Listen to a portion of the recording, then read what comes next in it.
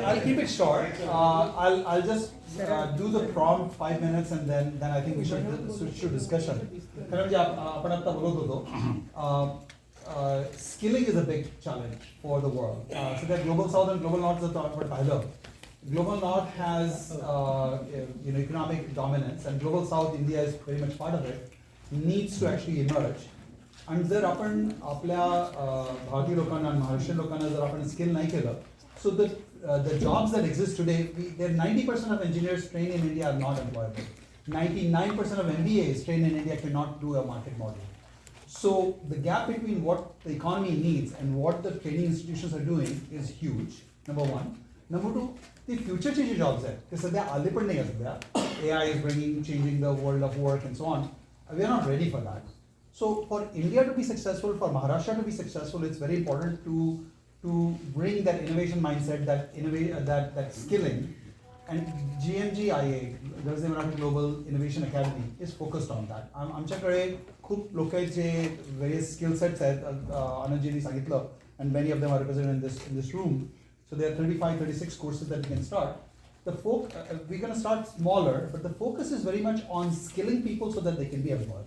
So we don't want to be a university, we don't want to be a college, we don't want to do a physical infrastructure where we are enrolling students in teaching. We want to add practical, implementable, employable knowledge for today's economy and for tomorrow's economy.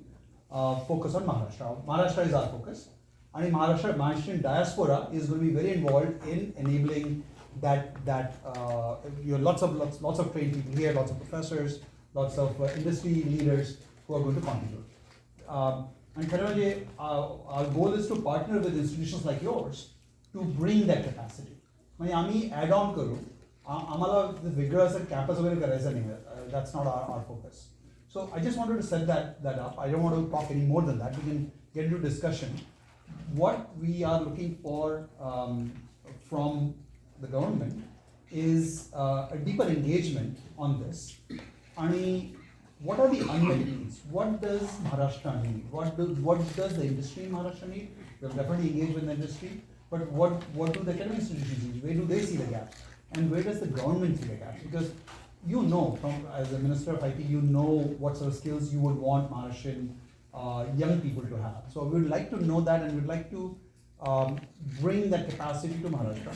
And if there are policy frameworks that we can implement that allows us to scale our effort, we are starting small, but the vision is pretty large, and we know that we can affect millions of students from Maharashtra. So I'll just pause there. Thank you very much. Actually, well said. सरांना आपण ऐकूया आधी. Let us listen to him. त्याच्यानंतर तुम्हाला वेळ असेल तर people would like to share काहीतरी त्यांच्याविषयी. एक माझं माहिती सांगायचं राहिलं की आम्ही गर्जे मराठीमध्ये फिल्म इंडस्ट्रीसुद्धा आम्ही सनराईज इंडस्ट्री धरतो. स्पोर्ट्स ऑल्सो आम्ही सनराईज इंडस्ट्री धरतो. स्पोर्ट्समध्ये सुद्धा आम्ही sir is very much in cricket. You all must very much in cricket. So आम्ही तेही करतो. सो आम्हाला तुमच्याकडनं वर्ड ऑफ गायडन्स आम्ही काय भारतासाठी करू शकतो, आम्ही करतो त्यात काय सुधारणा करता येईल ते तुमच्याकडनं ऐकायची इच्छा आहे मला, सगळ्यांचीच आहे. So sir please over to you. आपण असं करू, मला जास्त ऐकायला आवडेल. शेवटला मला जे ओके त्यातलं माझ्याशी रिलेव्हंट जे आहे म्हणजे मला समजतं ते मी बोलेन. ठीक आहे, मग आपण कंटिन्यू होईल.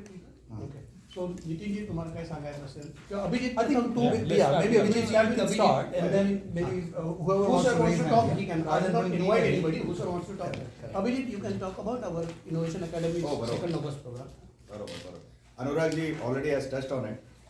Innovation Academy हा जो project चालू आहे, this is going to provide skills to all Marathi folks worldwide.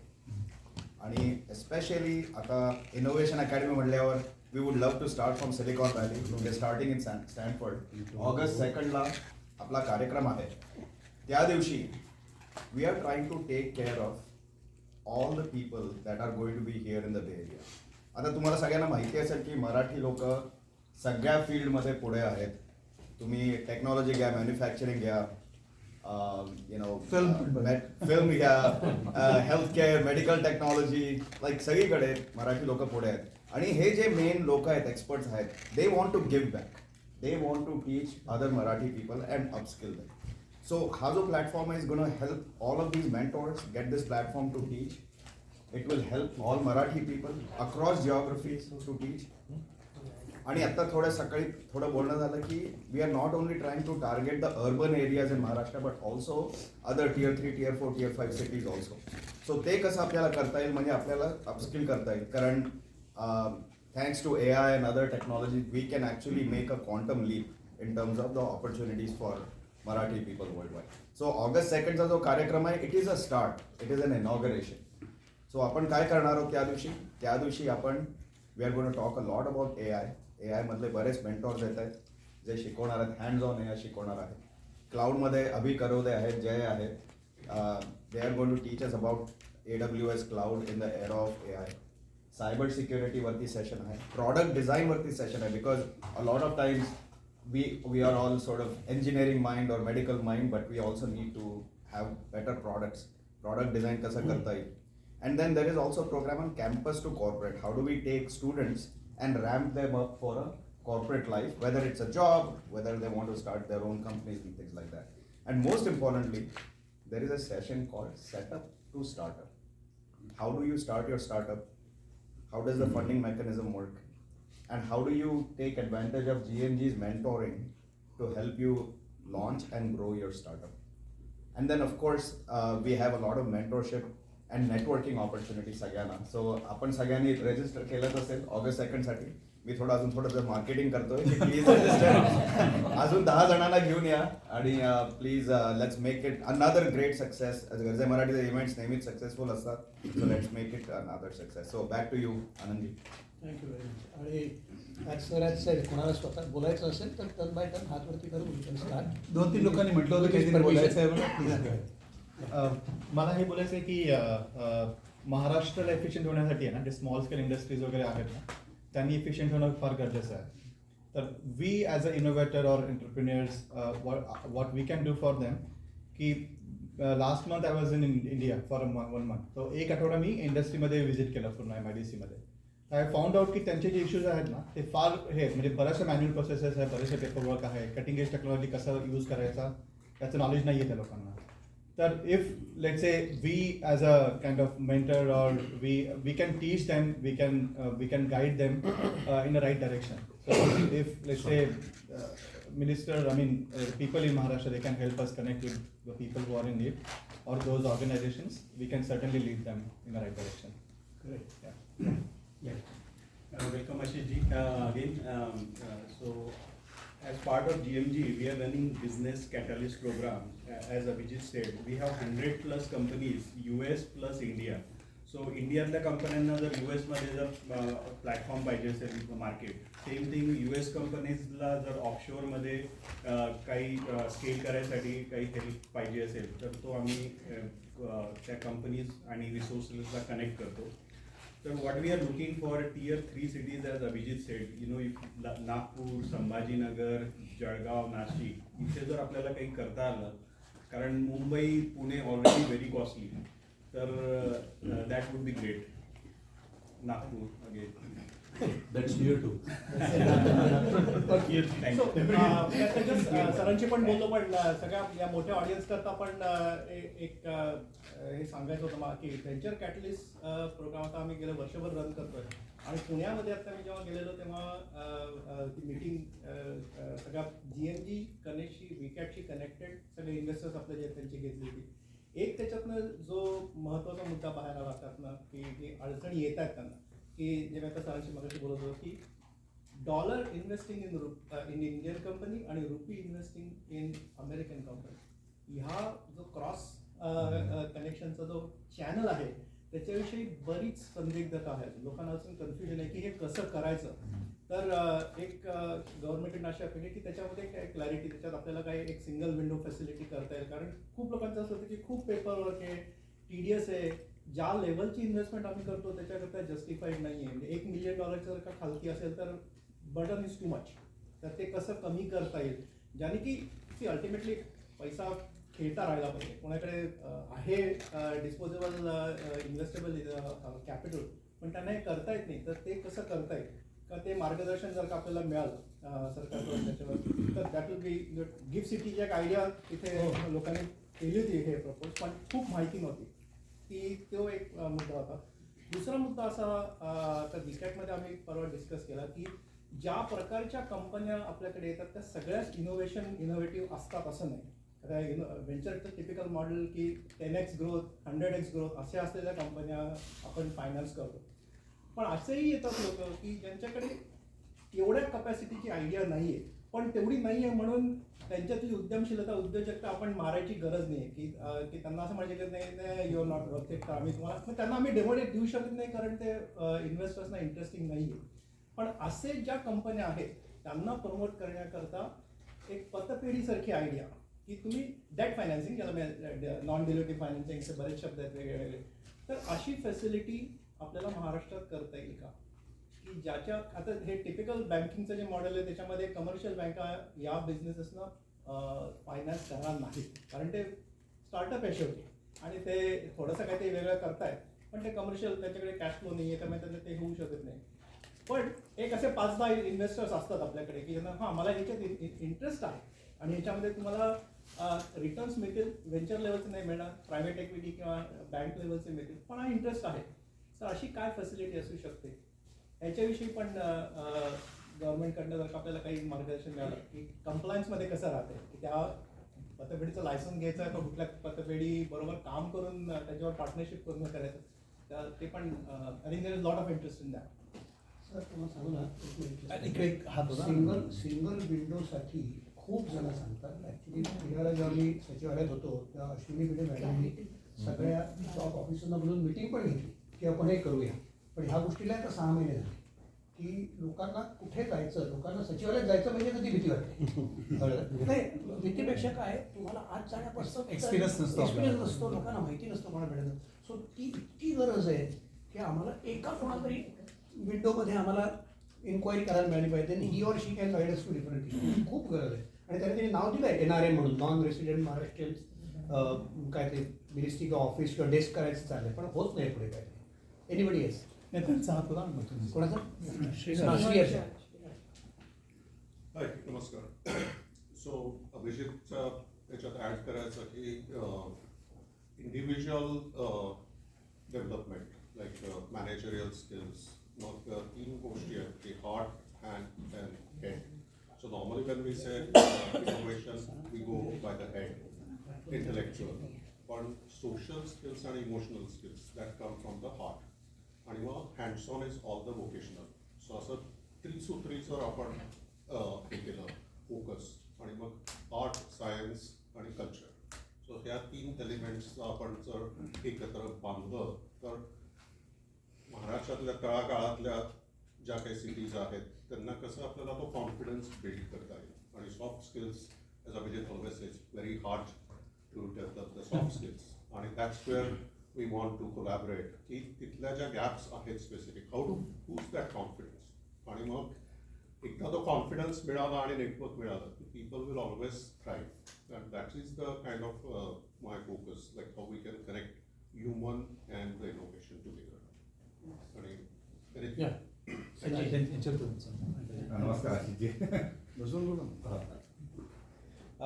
Just Naresh सरांनी जे सांगितलं त्याच्यात 2-3 पॉईंट ॲड करायचे की गव्हर्नमेंटच्या बऱ्याच योजना आहेत, फंडिंग असतं, सबसिडीज असतात. ओके, तसंच केंद्र सरकारच्या पण बऱ्याच असतात. ओके, परंतु त्या पूर्ण तळागाळापर्यंत जात नाही.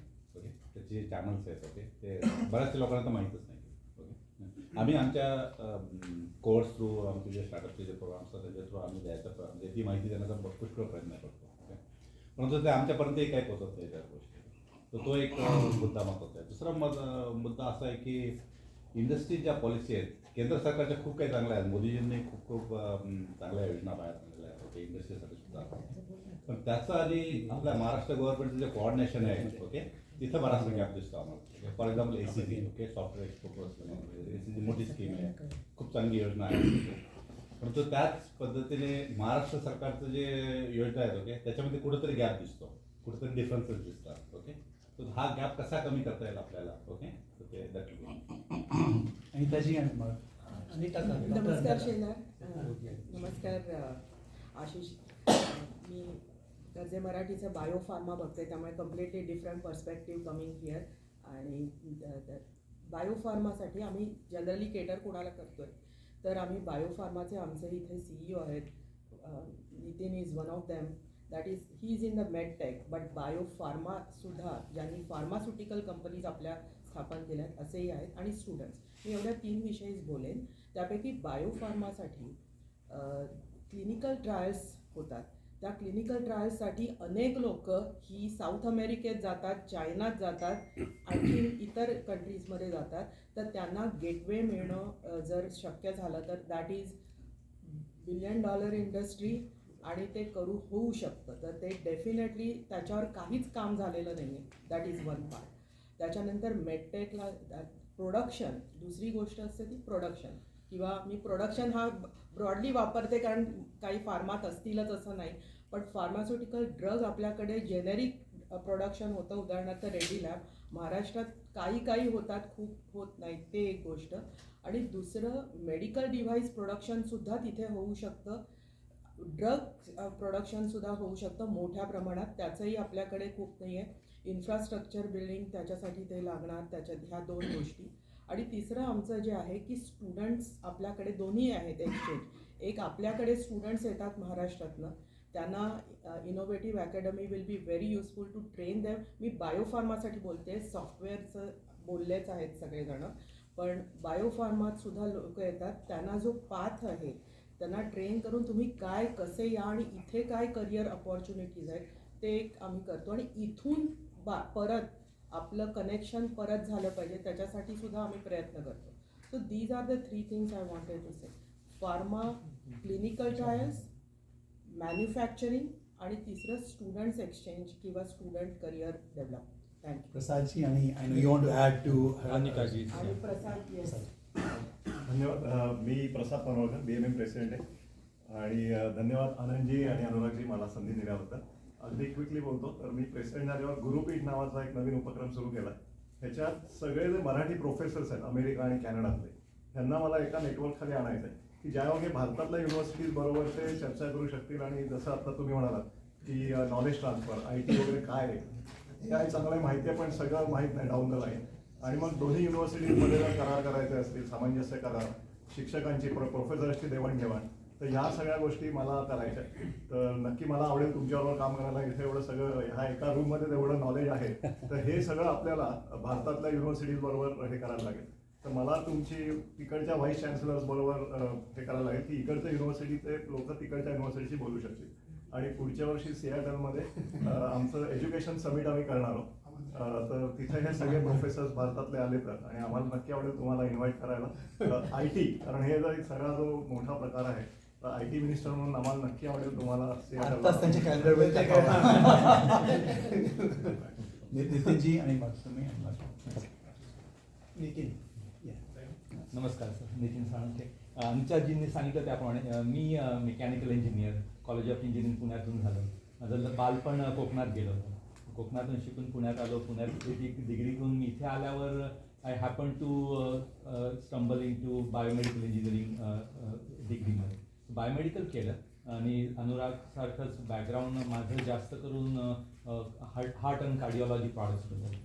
असं बघायला गेलं तर जगातले अमेरिकेत every other cardiologist is Indian, एवढ्या मोठ्या प्रमाणात. सगळ्यात मोठं कार्डिओव्हॅस्क्युलर आणि डायबिटीसचं बर्डन भारतामध्ये आहे. जगातले सगळे देश बघितले, सगळ्यात मोठे डायबिटीस आणि कार्डिओव्हॅस्क्युलर आपल्याकडे. आणि याचा फायदा करून घेण्यासाठी लोकल प्रॉडक्ट करायला सुरुवात झाली. परंतु काय झालं, ते सगळे प्रॉडक्ट्स एकतर गुजरातमध्ये किंवा हैदराबादच्या एरियात कॉन्सन्ट्रेट झाले. मोठ्या मोठ्या इंडस्ट्रीज तयार झाल्या. ज्या स्टेंट वापरतो आपण हार्टमध्ये, ती $2,000 ते $3,000 स्टेंट असायची 10 वर्षापूर्वी, ती आता $100 मिळायला लागली. पण हे भारतात झालेली स्टेंट आहे आणि अतिशय उत्तम क्वालिटीची आहे. पण ते सगळ्या त्या इंडस्ट्री मेडिकल डिव्हायसेसच्या रिलेटेड टू कार्डिओलॉजी या महाराष्ट्राच्या बाहेर गेल्या. आणि त्या इंडस्ट्रीला खरं लागतं basic core engineering, mechanical engineering, जो सेक्टर आपल्या पुण्याच्या जवळ आहे. सिरम इन्स्टिट्यूट पुण्यात आहे, जिने कोविडचं व्हॅक्सिन केलं. तर ते बेसिक एलिमेंट्स आहेत आपल्याकडे, परंतु ह्या हायटेक आणि टेकच्या प्रवाहामध्ये ते बायोटेक आणि मेडटेक विसरून जातोय आपण, आणि त्याच्यात प्रॉफिट मार्जिन खूप जास्त आहे आणि व्हॅल्यू क्रिएशन अपॉर्च्युनिटी खूप जास्त आहे. म्हणजे आम्ही तेच प्लास्टिकचं किंवा मेटलचं 10 रुपयाचं प्रॉडक्ट असेल, ते जर मेडिकल डिव्हाइस झालं तर ते 1000 रुपयाला विकलं जातं, आणि तेच प्रॉडक्ट असतं. आणि ज्या मी प्रोसेसेस वापरतो आज माझ्या कंपनीमध्ये, त्या प्रोसेसेस बजाज आणि टाटा मोटर्स त्याच प्रोसेस वापरतो कार आणि ऑटोमोटिव्ह करायला. तर स्किल्स आहेत आपल्याकडे, फक्त काय ते एक्सपोजर नाही आहे. आणि समाव जर त्याचं आपल्याकडनं महाराष्ट्र गव्हर्नमेंटकडनं जर त्यांना थोडंसं प्रोत्साहन मिळालं, जे हैदराबादमध्ये होतं आहे, जे गुजरातमध्ये होतं आहे, तर आपल्याला जी इंडस्ट्री वाढते खरं म्हणजे त्या वाढीमध्ये आपल्याला त्यात महाराष्ट्रात पण थोडंसं त्याचा प्रवाह आणता येणार आहे. म्हणजे साधे एक उदाहरण देतो, 15 वर्षापूर्वी ही कंपनी सुरू झाली वापीमध्ये, मेरल लाईफ सायन्सेस म्हणून. त्याची आत्ता एका प्रायव्हेट इक्विटी फर्मने त्यांच्यात $200 मिलियन इन्व्हेस्ट केले मागच्या आठवड्यात, आणि त्या कंपनीची व्हॅल्यू झाली 6.6 billion.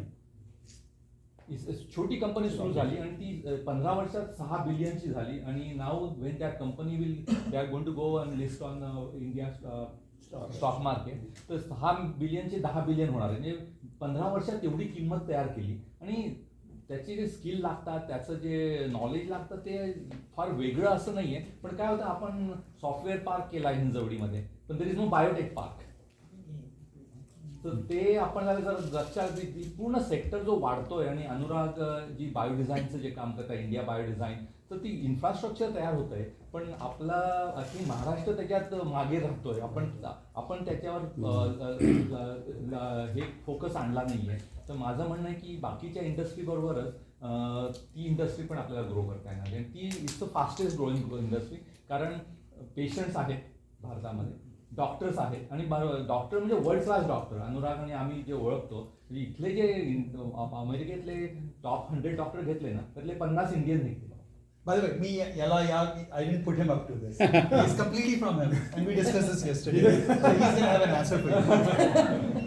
Nitin, why don't you tell about your product? A very innovative product he has. तर मी मेकॅनिकल इंजिनियर आहे. हे आमचं जे प्रॉडक्ट आहे ते हार्ट फेल्युअर, म्हणजे जेव्हा पेशंटला अँजिओप्लास्टी होते, हार्ट सर्जरी होते, आणि त्याच्यानंतर देखील काही पेशंट दगावतात, सर्वाईव्ह होत नाही, ते हार्ट फेल्युअरला जातात. म्हणजे आता हार्ट फेल व्हायला लागतं. तर आम्ही एक मिनिएचर हार्ट तयार करतोय, म्हणजे जे सर्जरी लागत नाही त्याला. ते छोट्या स्टेंटसारखी कॅथेटर असते, तिच्या पायातून ती कॅथेटरने तो पंप हार्टमध्ये जातो, आणि ते हार्टचं जे पंपिंग ॲक्शन असतं, ते ॲक्शन ते छोटं पंप करायला लागतं. म्हणजे जेव्हा पेशंटला काही राहिलं नाहीये, काही आशा नाही आता याच्या पुढे आपलं हार्ट बंद पडणार आहे, तर ते पंप चालू राहतो anywhere from few hours to few days. म्हणजे 2 ते 3 आठवडे तो पेशंट त्याच्यात सर्वाइव्ह होऊ शकतो. आणि मग हळूहळू काय होतं, पेशंटलाच मग स्वतःचं हार्ट स्ट्रॉंग व्हायला लागतं. Heart is a muscle. जसं आपल्याला हात दुखावला, स्नायू दुखावला, तर आपण त्याला रेस्ट देतो. हार्टला रेस्ट देता येत नाही, कारण त्याला पंप करायचं असतं. हा आर्टिफिशियल हार्ट टाकल्यामुळे तो हार्टच्या स्नायूला रेस्ट मिळते, आणि ते हार्ट कधी कधी रिकवर होतं. आणि नाही रिकवर झालं तर निदान तुम्ही 2 आठवडे, 3 आठवडे, 1 महिना एक्स्ट्रा वेळ घेऊ शकता त्या पेशंटला, की जेणेकरून तो पेशंट मग हार्ट ट्रान्सप्लांटला जाऊ शकतो, किंवा आर्टिफिशियल हार्टला जाऊ शकतो, जे परमनंट पेशंटमध्ये टाकतात. त्याची जी गॅप असते, अँजिओप्लास्टी स्टेंट झाल्यानंतर पेशंट दगावतो, ती जर आपण 2-3 आठवडे ती वेळ दिला त्या पेशंटला, तर तो पेशंट अजून पुढच्या ट्रीटमेंटला त्याला सोय होऊ शकते. तर तो पंप आम्ही तयार करतोय, की जो लिटरली 10 मिनिटात स्टेंट सारखं 10 मिनिटात ती प्रोसिजर करून तो पंप चालू होतो. आणि पेशंट मग ज्या बऱ्याचदा ती हार्टबीटची लाईन जी असते ती फ्लॅट दिसते स्क्रीनवर, पण माणूस पण तो पेशंट तुमच्याशी गप्पा मारत असतो.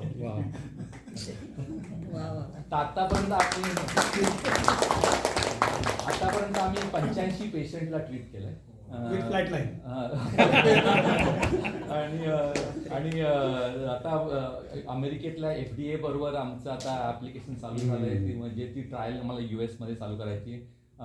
सध्या मी 1-2 कंपनीशी बोलणं करतोय भारतात देखील, हे प्रॉडक्ट भारतातल्या FDAतून अप्रूव्ह करणं, कारण आपल्याकडे गरज खूप आहे. आणि unfortunately these couple of companies those are on the top of the list. एक आहे ती दिल्लीची कंपनी आहे, एक आहे ती गुजरातची कंपनी, महाराष्ट्राची नाही. किती कॉस्ट पडेल त्या डिव्हाइसची? तर सध्या जरा थोडं महाग आहे. म्हणजे इथं US मध्ये ते प्रॉडक्ट साधारण $25,000 ते $30,000 विकलं जातं. परंतु ती प्रॉडक्ट करायची किंमत फक्त $5,000 आहे. पण त्याच्यात जो प्रॉफिट मार्जिन म्हणतो, की जी डेव्हलपमेंट कॉस्ट असते ती काढायला तो लागतो. उदाहरण द्यायचं झालं म्हणजे मी म्हणालो $4,000 स्टेंट विकायचो पूर्वी, ती आता $100 आली 15 वर्षात. हे 25,000चं मशीन $5,000 यायला काहीच हरकत नाही आहे आणि त्याच्यापेक्षा पण स्वस्त होईल. पण विचार करा की ज्या पेशंटला हार्ट अटॅक नंतर काही पर्याय राहत नाहीये त्यांना आपण थोडासा पर्याय देऊ शकतो. हे महाराष्ट्रात आपण मॅन्युफॅक्चर करू शकतो. म्हणजे माझ्या सगळ्या मॅन्युफॅक्चरिंग प्रोसेसेस आहेत त्या सगळ्या पुणे इंडस्ट्रियल एरियातल्या सगळ्या मेकॅनिकल कंपनीजमध्ये त्या प्रोसेसेस आहेत. स्पेशल काही नाही आहे त्यात. लेझर वेल्डिंग करतो आम्ही, लेझर कटिंग करतो, इलेक्ट्रो पॉलिशिंग करतो, प्लास्टिक वेल्डिंग करतो, त्या सगळ्या बेसिक प्रोसेसेस आहेत. काही नवीन काही नाही आहे त्यात. Thank you.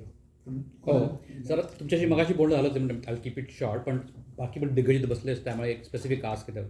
So under the umbrella of Garje Marathi we have महाराष्ट्रच accelerator for artificial intelligence, my in short.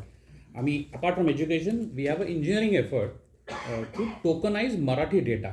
पण as we know there is a shortage, literal shortage of data. Data is a new currency आणि Marathi data तर आणखी नाही. तर आम्ही काही core group आणि काही स्टुडंट्स बरोबर आहेत. आम्ही स्क्रेप करतो literally. We are scraping the things from all the Marathi sites and everything and collecting this data and tokenizing it. But a request specific to Maharashtra government, if there is a corpus of data, I mean, of course they have, if you can make it available to us or to open source, that is a specific request. And plus, तुम्ही सगळे कुठल्या organisation आहात, Marathi data is short. म्हणजे तुम्हाला एक example देतो. कुठली तुमची पुलंची आवडती एखादा जोक घ्या आणि टाकून बघा ChatGPT लेटेस्ट व्हर्जनमध्ये. It doesn't get the context, got the nuance. कारण तो डेटा जो ट्रेन झालेला आहे त्याला कंटेक्स्ट नाही आहे. हाच तुम्ही सांगितलं की मला हा जोक शेक्सपिरियन लँग्वेजमध्ये सांग, की गर्जे मराठीचं माझं थीम आहे ते मला शेक्सपिरियन लँग्वेज येतो, धाड करेल.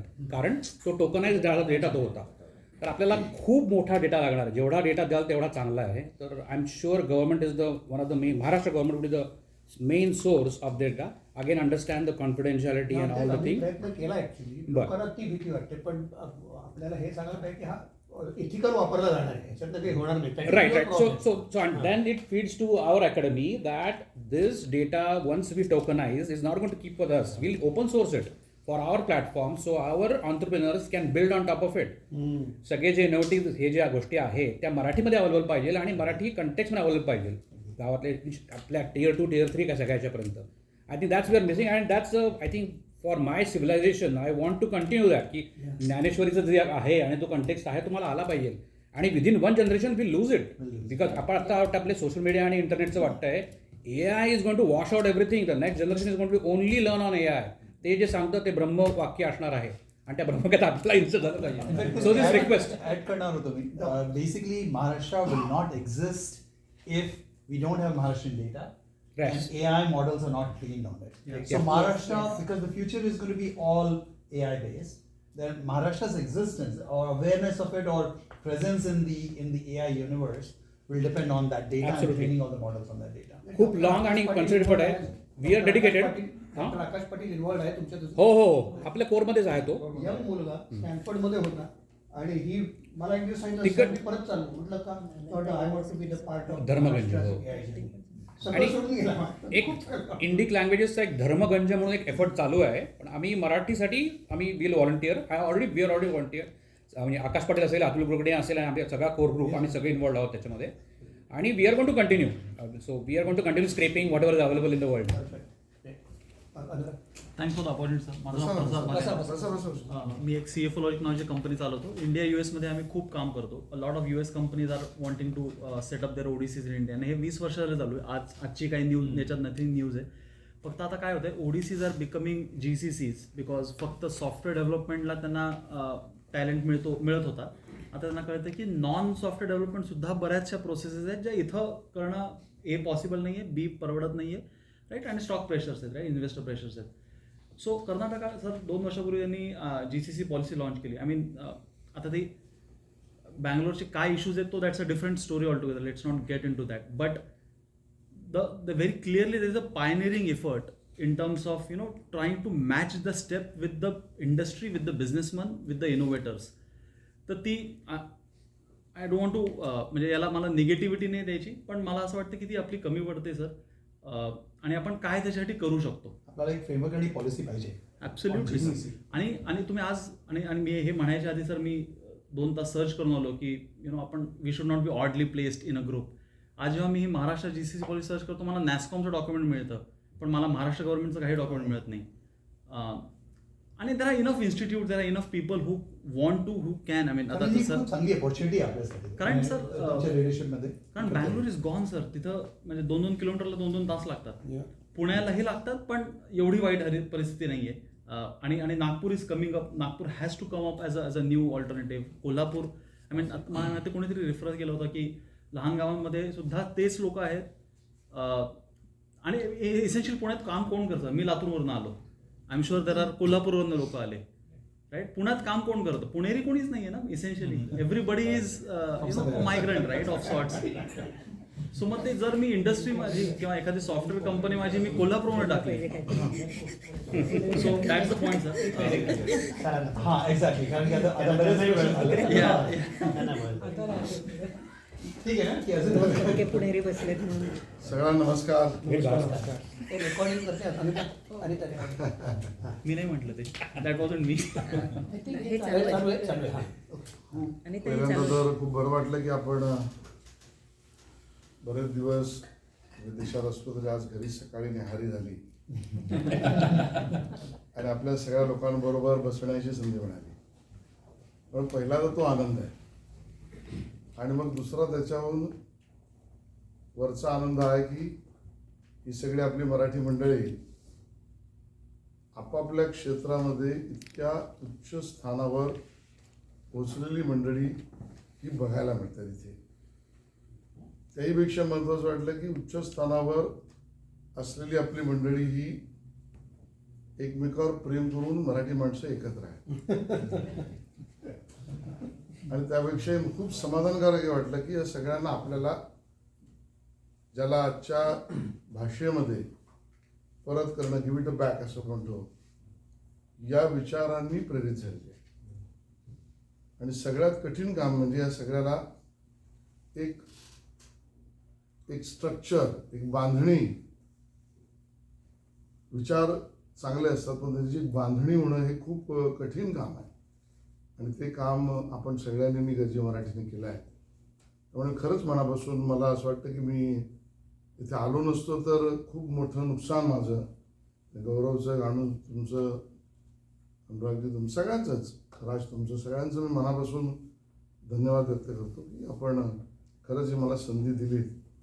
आणि माझ्याही इतक्या वर्षांच्या राजकीय किंवा सामाजिक आयुष्यामध्ये एक नवीन विचार, नवीन वळण हे या आजच्या ह्या संवाद कार्यक्रमामुळे निर्माण झाला असं मला प्रामाणिकता वाटतं आहे.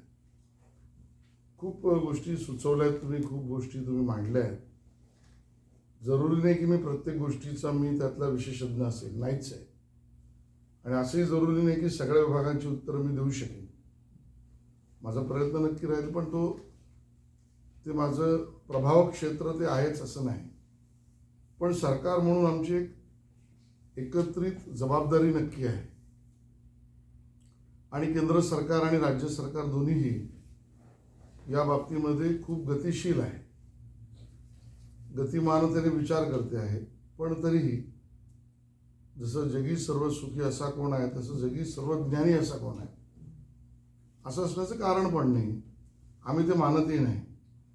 आणि म्हणून या सगळ्या यात्रेमध्ये आपल्यासारखी मंडळी जगभरातली ज्या भेटतात आणि एक एक मुद्दा मांडतात, त्यावेळेला त्या सगळ्यातनं काही ना काही शिकण्याचं आहे आणि पुढे घेऊन जाण्याचं, हीच भावना, ही प्रामाणिकता आमची आहे. आणि पक्ष म्हणून सुद्धा म्हणायला गेलं तर म्हणजे आपल्या सगळ्यांमध्ये मी BJPचा मुंबईचा अध्यक्ष आहे आणि भारतीय जनता पक्षाचा राष्ट्रीय कार्यकारिणीचा सदस्य पण आहे. तर पक्ष स्तरावर सुद्धा आमच्या या ज्या काही कार्यक्रमांची बांधणी असते त्याच्यामध्ये विचारधारेबरोबर आपण ज्याला म्हणू किंवा ट्रेनिंग, त्याला योग्य पद्धतीची बांधणी वैचारिक होण्याबरोबर सामाजिक बांधिलकी होण्याची सुद्धा याला महत्त्व आम्ही खूप देतो. आणि म्हणून या सगळ्यांनी मला असं वाटलं की आजचा हा जो काही एपिसोड आहे, आजचा हा संवाद कार्यक्रम आहे, हा खूप प्रभावशाली, खूप महत्त्वपूर्ण आणि खूप डोळे उघडणारा, ज्याला मराठीत आपण आय ओपनिंग म्हणू, अशा पद्धतीचा कार्यक्रम आहे असं मला सुरुवातीलाच त्या ठिकाणी स्पष्ट करायचं आहे. काही गोष्टी तुम्ही म्हटल्यात त्यातल्या मी लिहून घेतल्यात, त्यातल्या ज्याच्यावर मी भाष्य करू शकेन त्या गोष्टी मी करतो. काही गोष्टी मला सांगायच्या आहेत त्या शेवटला सांगतो. कालच अनुरागजी आमची भेट झाली आणि मला इथे सांगायला आवडेल की माहिती व तंत्रज्ञान विभाग, इन्फॉर्मेशन अँड टेक्नॉलॉजी डिपार्टमेंट, महाराष्ट्राच्या स्थापनेनंतर आपल्या राजकीय म्हणजे सरकारी व्यवस्थेमध्ये, प्रशासकीय व्यवस्थेमध्ये वेगळा, त्याला आपण विशेष रूपाने वेगळा विभाग, वेगळा मंत्री आणि वेगळं कार्यालय हे पहिल्यांदाच या वेळेला झालेलं आहे. त्याचा तो विभाग नव्हता असं माझं म्हणणं नाही, तो एक भाग होता विविध वेगळ्या मंत्र्यांच्या, आणि ते काही ते इनएफिशियंट होते असं मला काही कॉमेंट करायचं नाही आहे, ते सगळेच एफिशियंट होते. पण हा विचार जो आहे, आणि याचं श्रेय मी आमच्या मुख्यमंत्री देवेंद्रजींना नक्की देण्याचं कारण ते स्वतः वय त्यांच्या बाजूने आहे. जगभरातल्या गोष्टींकडे बघण्याची दृष्टी, दृष्टिकोन आणि त्या पद्धतीची त्यांना मिळालेली संधी या अगोदरच्या काळातली आहे. आणि तशा अर्थाने त्यांचा स्वभाव हा उत्तम राजकीय नेता असताना सुद्धा प्रशासकीय CEO विचार करावा तशा पद्धतीचा त्यांचा आहे. आणि म्हणून मग त्यांनी हा वेगळा विभाग, नंतर ते मुख्यमंत्री कार्यालयाचा किंवा मुख्यमंत्र्यांच्या अन्य विभागातला एक भाग होताच. आणि त्यामुळे आता ह्याच्यावरचा झोत वाढलेला आहे, प्रभाव त्या ठिकाणी वाढला आहे. आणि मी सौभाग्यशाली आहे सद्गुरू कृपेने की मला ही जबाबदारी त्या ठिकाणी मिळाली. आणि मला हेही सांगावंसं वाटेल की माझा आणि माहिती तंत्रज्ञानाचा मी मंत्री होण्याआधी केवळ माझ्या मुलाची प्रवेश आणि प्रवेशिका, तो अभियांत्रिकी ज्ञान घेण्यातल्या कॉलेज पुरता, याच्या पलीकडे माझं काही नव्हतं. माझी बॅकग्राऊंड विज्ञानाची जरूर आहे. आम्ही पार्ले टिळक आत्ताचं साठे कॉलेज आहे, त्याच्या विज्ञान शाखेतला मी रसायनशास्त्रातला पदवीधर आहे. आणि नंतर मी पदवी घेतली ती कायद्यातली घेतली, आणि ती सुद्धा दोन्हीमधला कॉमन सी एवढाच आहे. तिथे मी केमिस्ट्री होतो आणि नंतर मी क्रिमिनॉलॉजीमध्ये केलं. आणि त्या अर्थाने याच खेळातली मी गती घेतो. आणि आमची एक चांगला चमू आमचा आहे की तो याच्यावर काम करतो आहे. मला असं वाटतं की बस तुमचं जे इनोव्हेशन अकॅडमीचा जो भाग आहे हा मला वाटतं जगभरातल्या, म्हणजे भारतातल्या मुलांना सुद्धा, महाराष्ट्रातल्या तर आहेच, पण जगभरातल्या विद्यार्थिनींना सुद्धा हा पथदर्शी असा ठरेल, हा मैलाचा दगड ठरेल. मला पूर्ण यातली माहिती घेतली नाही, पण तुमचा जो हेतू आहे तो इतका स्पष्ट हेतू आहे की आज ज्याला आपण म्हणू नोकरी किंवा स्किल आणि पदवी, नोकरी किंवा आंतरप्रेनर, उद्यमशीलता आणि पदवी, इंडस्ट्री, प्रोडक्शन, मॅन्युफॅक्चरिंग आणि पदवी, याच्यामध्ये खूप मोठं अंतर आहे. हो, हे खरं आहे की आत्ताचं राष्ट्रीय शिक्षा धोरण याबद्दल सुद्धा आपण थोडी माहिती करून घेतली पाहिजे असं माझं निवेदन राहील. की हे नवीन शिक्षा धोरण हे तसं म्हटलं तर 30 वर्षांनंतर भारतात पहिल्यांदा मोदी सरकारने आणलं. पहिल्यांदा म्हणजे 30 वर्षाच्या गॅपने, आधी होतं त्या आधी होतं. आणि त्याचा मुख्य गाभा जो आहे तो मुख्य गाभा हा रोजगार निर्मिती, व्यवसाय निर्मिती, उद्यमशीलता, जगाची आवश्यकता, जगाची मागणी आणि शिक्षण याच्याशी सांगड घातलेला आहे. आणि म्हणून आपण जवळजवळ 4-5 वर्ष यावर खूप एफर्ट केला, खूप प्रयत्न केले. 4-5 वर्ष खूप प्रयत्न केला की सगळ्या स्टेक होल्डर्स ज्यांना आपण म्हणू की त्याच्याबरोबर चर्चा व्हावी, त्यातनं या सगळ्या गोष्टी समोर याव्यात. आणि आता आपण टप्प्याटप्प्याने ते सुरू केलं.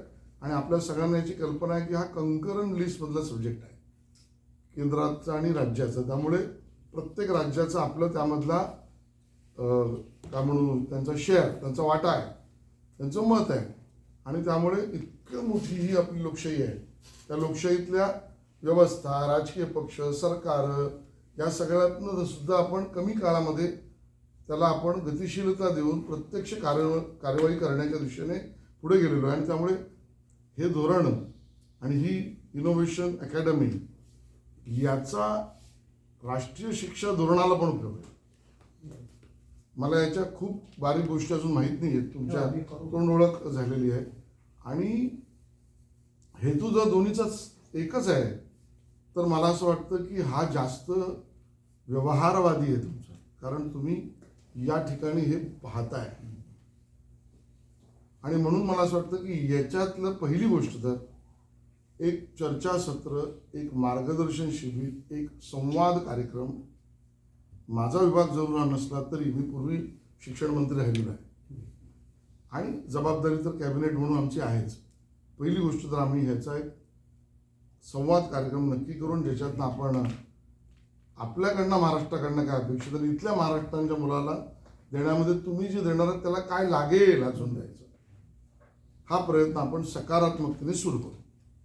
त्यामुळे पहिला मुद्दा हा त्या ठिकाणी मला स्पष्ट करायचा आहे. खूप कमी वेळ आपण खेळ आणि खेळाच्या बाबतीत, स्पोर्ट्सच्या बाबतीत दिला आहे, म्हणजे चर्चेत. पण सगळ्यांच्या मनात आहेच. आता हे खरं आहे की ऑलिम्पिकमध्ये सुद्धा क्रिकेट आपण आणलेलं आहे. मी आमचे ICC चेअरमन जय शाह आणि board cricket control of India याच्या प्रयत्नांना आपण खरंच सगळ्यांनी प्रशंसा केली पाहिजे की अन्यथा हा खूप मेंटल बॅरियर होता. पण आता तो आपण काढला आहे. अमेरिकेत सुद्धा आता ऑलिम्पिक असल्यामुळे या सगळ्या गोष्टी ओपन अप होतील. खेळ क्रिकेटच काय अजून सुद्धा हळूहळू त्यातले पुढे न्यावे. मी सौभाग्यशाली आहे की मी बोर्डाचा कोषाध्यक्ष राहिलो आहे, मुंबई क्रिकेट असोसिएशनचा अध्यक्ष राहिलो आहे, आता एशियन क्रिकेट काउन्सिलचा सदस्य सुद्धा आहे.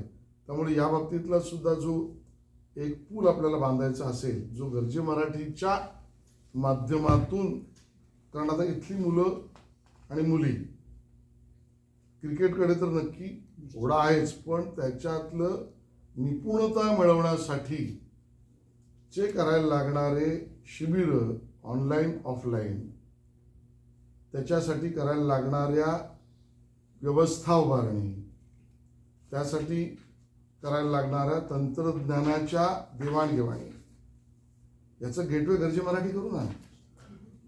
आणि गरजे मराठीच्या माध्यमातून मग स्वाभाविक आहे अमेरिकन्सना, आणि तो दिवस येईल की अमेरिकेतल्या राजकीय व्यवस्थांना की आत्ता ऑलिम्पिकमध्ये मेडल मिळवण्यासाठीच्या अमेरिकेच्या प्रयत्नांना बळ मिळवायला आता आम्ही पार्टनरशिप गरजे मराठीशी करू. अशी गरजे मराठीची व्यवस्था उभी करण्यासाठी आपण बोर्डाशी मी दूत म्हणून तुमचं काम करीन. फक्त त्याची आपल्याला योजना बनवायला लागेल, ती आपण बनवू आणि त्याच्यातला मुद्दा आपण पुढे त्या ठिकाणी खऱ्या अर्थाने घेऊन जाऊ शकतो. एक चांगला मुद्दा भारत आणि अमेरिकेतल्या उद्यमशीलता आणि ज्ञानाच्या बाबतीमध्ये कोणीतरी सांगितलं की टायर 2 आणि टायर 3 च्या शहरांशी सुद्धा हे लवकर जोडणं आवश्यक आहे. याचा अर्थ मुंबई, पुणे, नाशिकशी मी नागपूरचं नाही म्हणत नाही असे, पण उद्यमशीलता ज्याला आपण सृजनशीलता म्हणू किंवा आपल्या भाषेत क्रिएटिव्हिटी म्हणू, ही तर तालुका स्तरावर तर खूप आहे आणि ती माहिती तंत्रज्ञानाची आहे, तशीच ती अन्य सांस्कृतिक कामाची सुद्धा आहे.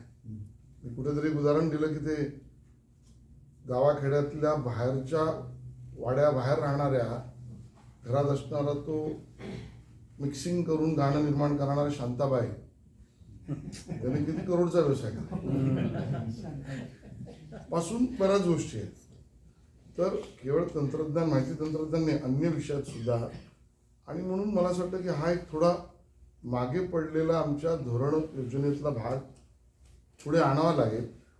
या विशेषतः टायर 2, टायर 3च्या शहरांचं एक्सपोजर आणि त्याच्यावर आम्ही थोडं वर्कआउट करू. आता तर मी तेवढंच म्हणतो की हा माझ्या अजेंड्यावरचा नक्की विषय राहील. एक चांगला मुद्दा आपण मांडला की अमेरिकन करन्सी आणि भारताची करन्सी व्हेंचर आणि त्याच्यामध्ये व्यवस्था काय असेल, पतपेढीपासून असेल, RBI काय होईल, हा एक मोठा विषय आहे. हा केंद्रीय स्तरावर त्याचा विचार करायला लागेल. पण मला ते भाषण आजही आठवतं. प्रमोद महाजन जिवंत असताना ते म्हणायचे, आम्ही त्यावेळेला खूप खालच्या स्तरावरचे कार्यकर्ते होते, तरी त्यावेळेला ते म्हणायचे की मला तो दिवस पाहायचा आहे ज्या वेळेला कुठली आर्थिक देवाणघेवाण आणि कुठल्याही दुकानात जर युरोपात गेलो, अमेरिकेत गेलो आणि जर खिशात घातली एखादी गोष्ट घ्यायला तर माझ्या रुपयाचं नाणं चाललं पाहिजे आणि त्यात देवाणघेवाण झाली पाहिजे. आता त्यावेळेला आम्हाला ते कळतही नव्हतं आणि जेव्हा कळायला लागलं तेव्हा म्हटलं हे आपल्या सगळ्यांनाच वाटतं. पण आता हळूहळू ती स्थिती त्या दिशेने चाललो आहोत आपण. भले जगातली परिस्थिती त्याला कारण झालं, अजून मोठी यात्रा अजून पार करायची आहे. पण आज जगामध्ये 18-19 देशांमध्ये भारतीय रुपयावर देवाणघेवाणी सुरू झाल्या. परिस्थिती रूपार बदलली आणि भारतात आपण ज्यांना चलनी नाणं आता कागदी नाही तर UPI आणि डिजिटल याच्यावर जगाचं आपण नेतृत्व करतो आणि जगाला याचं खूप आश्चर्य आहे. ज्या देशांना आता आपण मला कुठलाही आपण गोष्टी सार्वजनिक मांडणं सोयीचं नाही आहे आणि योग्यही नाही आहे, पण ज्या जगातल्या देशांशी आपण रुपयामध्ये भारताने मोदी सरकारने त्याचा आग्रह धरून व्यवहार केला, त्यांच्याकडे असलेल्या आता करन्सीतनं त्यांना व्यवसाय निर्माण करायचा आहे. कारण ती त्यांच्या काय म्हणतात त्याला चेसमध्ये पडून ते काय करणार. त्यामुळे या गतीला चलन सुरुवात झाली आहे. आधी हा जो विशेष एरिया आहे त्याच्याबद्दल मी संबंधित डेस्क आणि मंत्रालयाशी नक्की चर्चा करीन. मी आत्ता ह्या स्थितीत नाही की याच्यावर उपाययोजना मी काही मांडावी आणि अर्धवट ज्ञानावर मी मांडणं मला संयुक्तिक वाटत नाही. त्यामुळे मी हे पुढे घेऊन जाईन. पुढंच आता त्या ठिकाणी मी आश्वासक त्या ठिकाणी म्हणेन. NRM डेस्कचा उल्लेख त्या ठिकाणी आपण झाला आणि सिंगल विंडो एक खिडकी योजना मला वाटतं हे सहज करण्यासारखं पुढे गेलं असेल. येत्या 3 महिन्यामध्ये याला आपण काहीतरी गती देऊ आणि त्याच्याबद्दल आणि यशही मिळेल आपल्याला. मला काही अपयश मिळेल असं वाटत नाही, कारण यात काही फार मोठं रॉकेट सायन्स असं काही नाही आहे. रादर माननीय पंतप्रधानांचा हा आग्रह आहे. आपल्या सगळ्यांना कल्पना आहे की 14च्या पूर्वी आपापल्या विभागाबद्दलची जबाबदेहीपणा, अकाउंटेबिलिटी ज्याला म्हणतो आपण, ही तशी खूप कमी होती. आता सगळ्यांना समाज माध्यमांवर आणून त्या जबाबदेहीपणाचा आग्रह 2014 नंतरच्या सरकारी व्यवस्थेत आपल्याला दिसतोय. आणि आता तर मला या ठिकाणी सांगायला आनंद होतो की महाराष्ट्राच्या मुख्यमंत्र्यांनी आता 150 दिवसांचा कार्यक्रम दिला आहे प्रत्येक विभागाला. मग ते कृषी विभाग असेल, तो परिवहन विभाग असेल, तो शिक्षण विभाग असेल, तो उच्च शिक्षण असेल, तो अजून पणन असेल, तो डिझास्टर मॅनेजमेंट असेल, की तुम्ही 150 दिवसामध्ये तंत्रज्ञानाच्या आधारावर पारदर्शक व्यवस्था, इंटरॅक्टिव्ह संवादशील असलेली उभी करणं आणि त्याच्यावर त्या विभागाचं मूल्यमापन इंडिपेंडंट एजन्सीकडनं करून ग्रेडेशन होणार. हा कार्यक्रम त्यामुळे याला आता गती मिळेल आणि म्हणून त्याच्यातनं हा आउटकम आपण लवकर काढू आणि त्याचा आपण उपयोग करून ज्याच्यातच पुढचा विषय घडलेला आहे की तो म्हणजे योजनांचा विषय. राज्यातल्या विविध विभागांमध्ये असलेल्या योजनांमधल्या गॅप्स, त्रुटी आणि केंद्र सरकार आणि राज्य सरकारच्या योजनांमधला अस्पष्टता दिसणाऱ्या गोष्टी, याला ह्या 150 दिवसाच्या कार्यक्रमातूनच पुढे आपण गती देऊ. कारण आपण मूल्यमापनच त्याचं करणार आहोत. आणि हा विषय ज्यावेळेला मला इथे आनंद या गोष्टीचा वाटतो की जसं आपण म्हणतो प्रत्येक दिवस शिकण्याचा आहे, यासाठी कारण हा कॅबिनेटला प्रस्ताव आला तेव्हा मलाही वाटलं की चला एक कार्यक्रम मुख्यमंत्र्यांनी दिला आहे, पण तो किती महत्त्वपूर्ण आहे. या 7 समुद्र पार आल्यानंतर तुमच्याशी बोलल्यावर मला लक्षात आलं की केवळ इथेच नाही तर त्या जिल्ह्यात तालुक्यातल्या माणसाला सुद्धा तो महत्त्वपूर्ण वाटतोय. त्यामुळे हा त्याच्यातनंच आपण याचं यश मिळवायचा आपण प्रयत्न करू. मी स्वतः यातला ज्ञानी नाही आहे, पण माहिती तंत्रज्ञानाबरोबर बायोटेक आणि मेडटेक याचा विचार सुद्धा तेवढा आक्रमकतेने करावा लागेल. एवढाच टेक अवे घेण्याचा मुद्दा माझ्या लक्षात आलेला आहे. व्यक्तिशः मला व्यवसायात उतरायची अजून इच्छा नाही, पण झालं तर हा व्यवसाय चांगला आहे. राजवाड्या दिवशी म्हटलंय की हा व्यवसायात उतरलं पाहिजे. अशा पद्धतीचा व्यवसाय आणि महाराष्ट्रात जी अपेक्षा आपण व्यक्त केली किंवा याच्या क्लिनिकल ट्रायलचा भाग असेल, त्याच्यात केंद्राचा आणि राज्याचा दोन्हीचा हिस्सा आहे. यामध्ये मेडटेक किंवा मेडिकल डिव्हायसेस किंवा ड्रग प्रोडक्शनचं एक पायाभूत सुविधा इन्फ्रास्ट्रक्चर उभं करण्याचा विषय असेल, याचं धोरण बनवायला काहीच अडचण नाही. कालच आम्ही स्टॅनफोर्डमध्ये या विषयावरची स्पष्टता दिली आणि आश्वासन पण दिलं की या विषयातला एक अभ्यास गट ज्याला टास्क फोर्स गेल्यावरच मी निर्माण करीन की जो हा बायोटेक मेडटेक किंवा याच्या व्यवसायाला उद्यमशीलतेचा टास्क फोर्स आणि त्यात तुम्हालाही घेऊ आम्ही टास्क फोर्समध्ये. आणि एक चांगला मुद्दा मांडला तो म्हणजे आपल्या विद्यार्थ्यांच्या एक्सचेंजचा बायोफार्मा ओरिएंटेशनचा कार्यक्रम करणं. या विषयात संबंधित खात्याला मी नक्की अवगत करीन आणि त्याला गती देण्याचा प्रयत्न खरं तर सर्वच विद्यार्थ्यांचा करायला पाहिजे. जसं NRM आहे तसं NRMS काहीतरी म्हणतो का, असा एक कार्यक्रम करण्याच्या विषयात संबंधित लोकांना मी गती द्यायला पूर्णपणे प्रयत्न त्या ठिकाणी करेन. एक चांगली योजना गुरुपीठ आपण मांडली. मला वाटतं की ती माझ्या डोक्यात सुद्धा होती आणि त्याचं काम सुरू झालं. आपण स्वतःच्या केंद्रीय मंत्र्यांनी ठेवलेल्या मुंबईतल्या कार्यक्रमात जगभरातल्या आलेल्या विद्यापीठांना आता राज्यात आणि देशात त्यांचे विभाग सुरू करायचे. जसं स्टॅनफोर्डवर आमचं बोलणं झालं तसंच हा दोन्ही बाजूने एक्सचेंज कार्यक्रम याला एक स्ट्रक्चर द्यावं, एक योजनाबद्ध तरीकेने वर्षातून एकदा दोनदा याचे इव्हेंट शब्द बरोबर होणार नाही पण उत्सव व्हावेत आणि तो कॅलेंडरचा भाग व्हावा. तो दोन्हीकडे असा एक काही कार्यक्रम आपल्याला करता येईल तर तो आपण केला पाहिजे. असं आपण त्या विभागाशी करून तो आपण गती त्या ठिकाणी देऊ. सियाटेलला बोलवलं तर येऊ.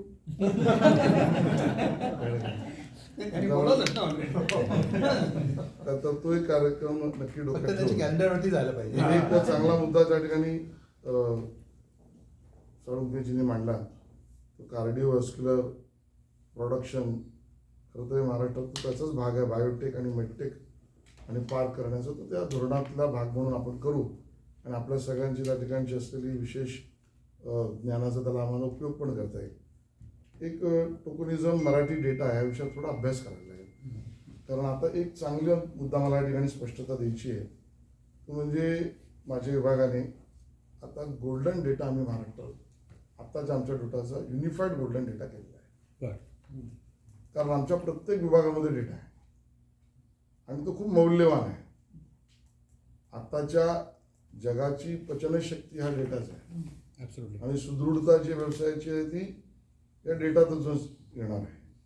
त्यामुळे राज्यात पण स्पर्धा आहे आणि त्यामुळे त्याची शुद्धता प्युरिटी आणण्याच्या विषयामध्ये काय केलं पाहिजे आणि त्याची डुप्लिकेशन ट्रिप्लिकेशन आणि त्यातनं होणारा नागरिकांना त्रास आणि स्वाभाविकता तो जेवढा अशुद्ध राहील तितकं इनोव्हेटर्सना आणि त्यांच्या उद्यमशीलतेला जे द्यायचा आमचा कार्यक्रम आहे त्यातली आपण ज्याला म्हणून आउट प्रॉडक्ट हा येणारच नाही आहे. तर या विषयात आम्ही अतिशय गंभीरतेने काम करतो. आता फक्त तो म्हणजे तो कोणाशी कसा शेअर करायचा तो कसा असेल.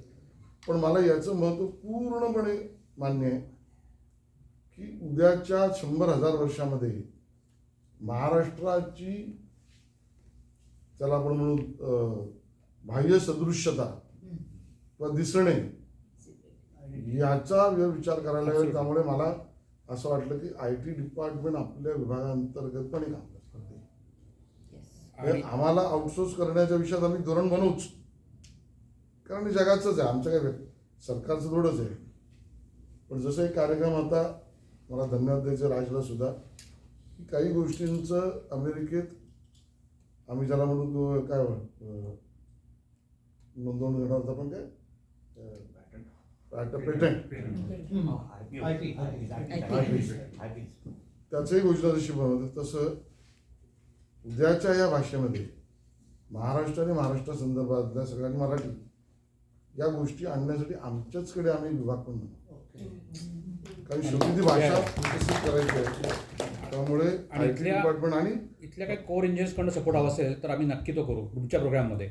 आमच्याकडनं एक आस्क होती, पण तुमच्याकडे काही प्रोग्राम असतील त्यात आमचे ॲमेझॉन ॲपल सगळे फॅन कंपनीमध्ये लेटेस्ट टेक्नॉलॉजी म्हणजे उदाहरणार्थ आमच्या ग्रुपमध्ये एक इंजिनियर आहे आणि हे काम सुद्धा करू आणि ज्या ठिकाणी त्याच्यातले आपण काय म्हणू त्याला करार करायचे आवश्यक असते हो हो तेही करू ना. चालेल. योजनेचा भाग अंडर द आहे. GMG umbrella we can do that. हे उत्तम मुद्दा त्या ठिकाणी GCCच्या बाबतीमध्ये एक मुद्दा त्या ठिकाणी मांडला आणि तो खरा आहे.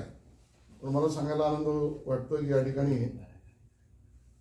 मी मंत्री झाल्यावर पहिल्या 3-4 ज्या गोष्टी आम्ही घोषित केल्या ज्या रेकॉर्डवर सुद्धा आहेत, गुगल केल्या तरी मिळतील. त्यामध्ये एक टास्क फोर्स पहिला निर्माण केला मी मंत्री झाल्यावर, तो सायबर सिक्युरिटी विषयामध्ये.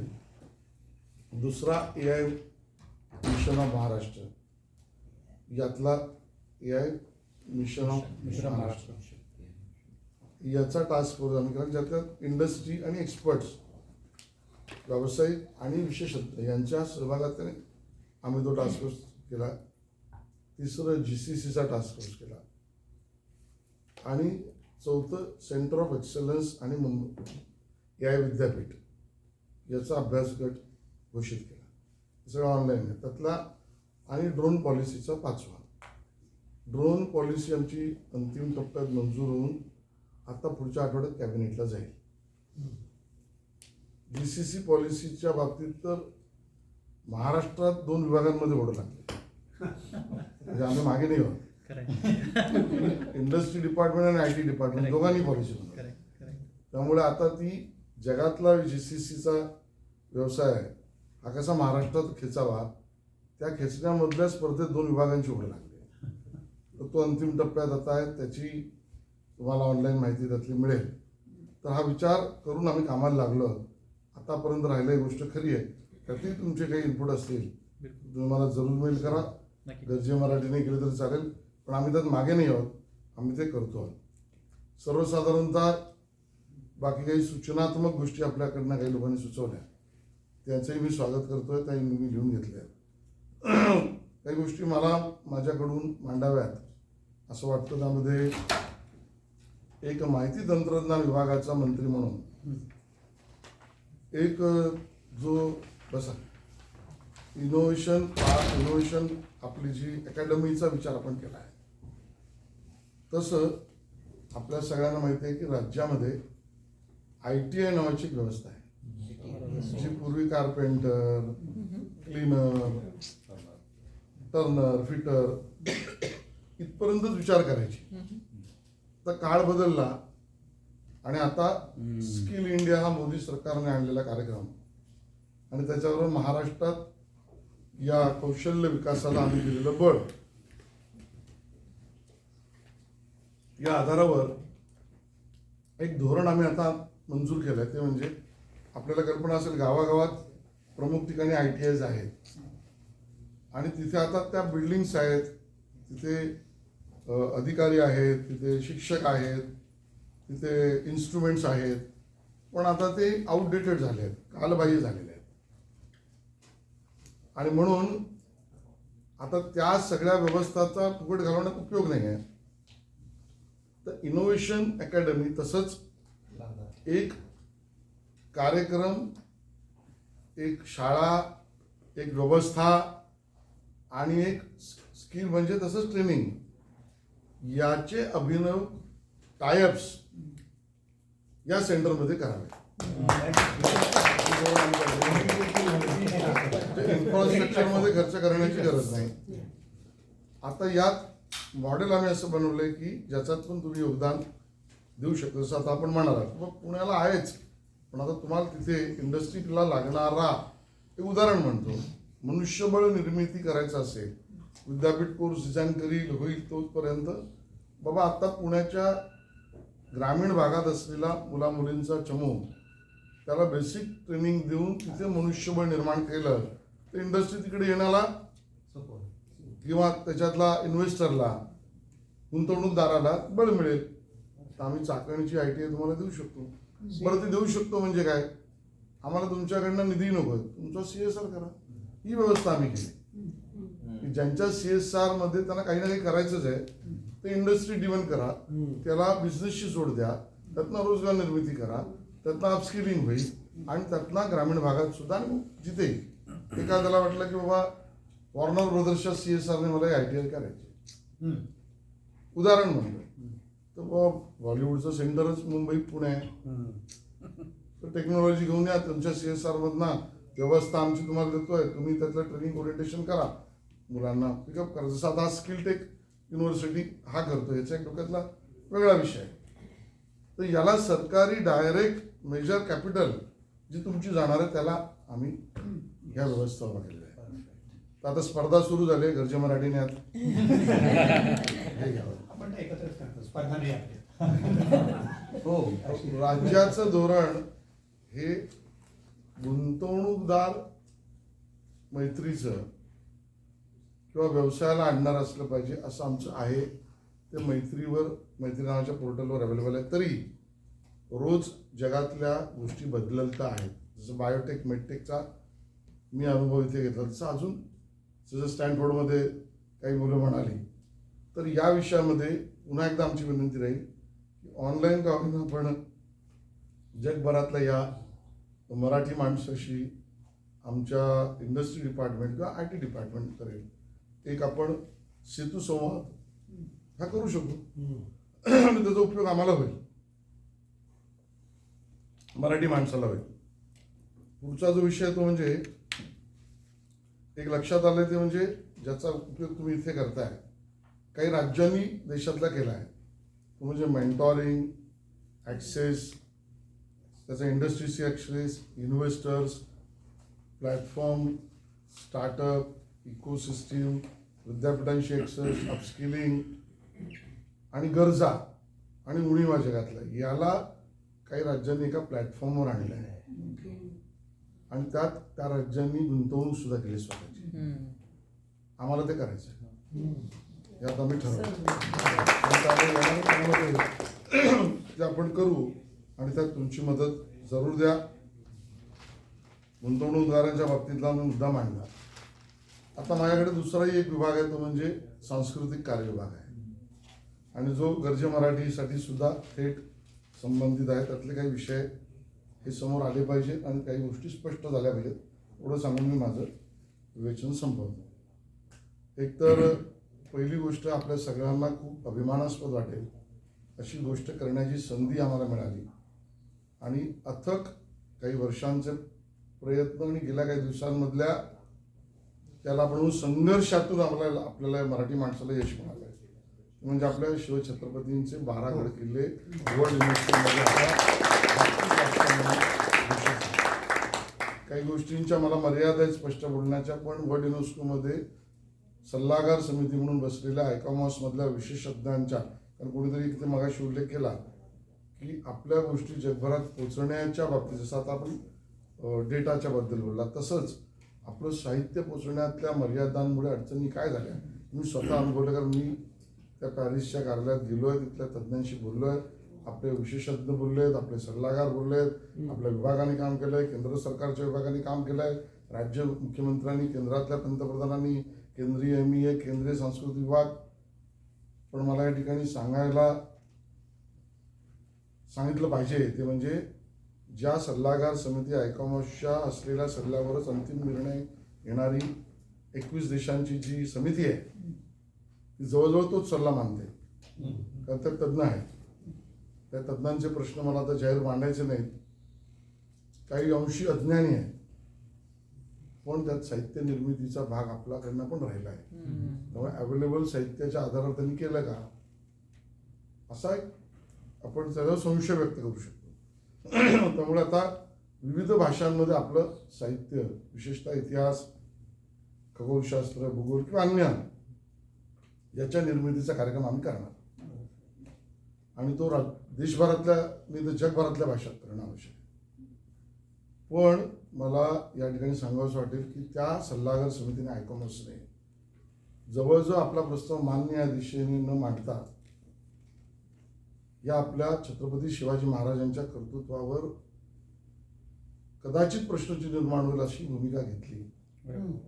त्या भूमिकेला, त्या निर्णयाला, त्या सल्ल्याला फेटाळून 21 राष्ट्रांनी त्यातल्या एकाने सायलेंटली मदत, 100% राष्ट्रांनी मदत करून तो फेटाळून केवळ PMO आणि मोदीजींनी केलेल्या कामामुळे हा प्रस्ताव मंजूर झाला. आणि जो सायलेंटली मदत केलेल्या राष्ट्राचं मी नाव ओपनली सांगत नाही, तुम्हाला आनंद देणार आहे. त्यामुळे तो विषय आता यापुढे आपल्या माध्यमातून सुद्धा, कारण आता ही प्रॉपर्टी जगाची झाली आहे आणि जगातल्या मराठी माणसाचा हा फोरम आहे. त्यामुळे त्याच्यावर काही योजना आपण सगळे मिळून एकत्र करूया का, आणि जगातला टुरिस्ट हा तिकडे आपण पर्यटनासाठी आकर्षित करून आपल्या मातीशी आणि आपल्या इतिहासाशी, आपल्या मराठीशी कसा जोडता येईल, आणि हा आताच्या पुढच्या पिढीला इथल्या सुद्धा तो विषय कसा जाईल याचा कार्यक्रम सेतू पण आपण करू शकतो, तो केलाच पाहिजे. त्यामुळे हा एक विषय महत्त्वाचा वाटतो. दुसरं, यावेळेला आपण महाराष्ट्रातला असलेला आपला गणेशोत्सव सार्वजनिकमध्ये ज्याला 100 वर्षाच्या वरची परंपरा झाली आहे, त्या विषयात काही योग्य काही अयोग्य प्रश्न निर्माण झाले, न्यायालयीन लढाईत अडकले, काही योग्य भूमिका होत्या, काही भूमिका आपण बदलल्या, काही पर्यावरणपूरक केल्या, काही प्रथा परंपरा सांभाळणारा केला, आणि यातनं यश मिळत आता आपण गणेशोत्सव राज्याचा महोत्सव म्हणून घोषित केला. आपल्याला आंतरराष्ट्रीय करायचं, एकमेकाला टोमॅटो मारण्यात जग बघायला जाऊ शकतं. तर त्याच्या कित्येक पटीने असलेला मोठा महोत्सव आहे, उत्सव आहे. त्याला एक धार्मिक प्रथा परंपरा आणि भावनिक नातं सुद्धा आहे. तर या विषयात सुद्धा गर्जे मराठीने महाराष्ट्र सरकारमध्ये काम करावं. त्यातला एक शासन निर्णय मी आता गेल्यावर घोषित होईल, त्याची मी तुम्हालाही कॉपी वाटेल, ज्यामध्ये जगभरातल्या घरगुती आणि सार्वजनिक गणेशोत्सव मंडळांना एका प्लॅटफॉर्मवर ऑनलाईन तरी आणणं या वर्षीपासून सुरू करायचं. तर गर्जे मराठीने आमच्याशी पार्टनरशिप करावी हे निमंत्रण मी तुम्हाला देतो आणि याचा प्रचार प्रसार करावा अशी विनंती करतो. पहिल्यांदा एक काम करण्याची संधी मिळाली आम्हाला संस्कृती विभागाला. महाराष्ट्रातून खूप गोष्टी बाहेर जगात गेल्या म्हणजे ज्या चोरून नेल्या, पळून नेल्या, विजयी करून गेल्या, अशा ऐतिहासिक मूल्यांच्या गोष्टी या अधिकृत परत आल्या नाहीत. मी महाराष्ट्रापुरता म्हणतो. आमची भवानी तलाव वाघ नख आली तर ती त्या म्युझियमने एका वर्षासाठी दाखवायला आणली. त्यांच्या माणसाचे तुम्ही कशी ठेवताय, किती टेम्परेचरला ठेवताय, किती लोक बघतायत. आमच्या महाराजांची वागणूक आहे पण ती तिथे आहे. पण या सगळ्यात पहिल्यांदा यश आमच्या सरकारला आलं आहे, ते म्हणजे श्री रघुजी भोसले महाराज, नागपूरचं भोसले घराणं मराठा मिलिटरी लँडस्केपचं मोठं योगदान, की ज्यांनी छत्रपती शाहू महाराजांच्या नियुक्तीनंतर तिथून ओडिसा ते आताच्या तेलंगणापर्यंत मराठा मिलिटरी राज्य पसरून युद्धात जिंकवलं. अशा पराक्रमी रघुजी भोसलेंची त्यांच्या नावाने लिहिली असलेली तलवार ईस्ट इंडिया कंपनीने कशी नेली आता त्याचं मला माहीत नाही. ती काही महिन्यांपूर्वी लिलावात निघाली आहे असं लक्षात आलं. तर अगदी रेकॉर्ड टाईम, कमी तासांमध्ये सगळ्या यंत्रणा आम्ही उभ्या केल्या आणि त्या लिलावात यशपूर्वक मिळवून ती आता महाराष्ट्राची, आपल्या सगळ्यांची प्रॉपर्टी म्हणून आपण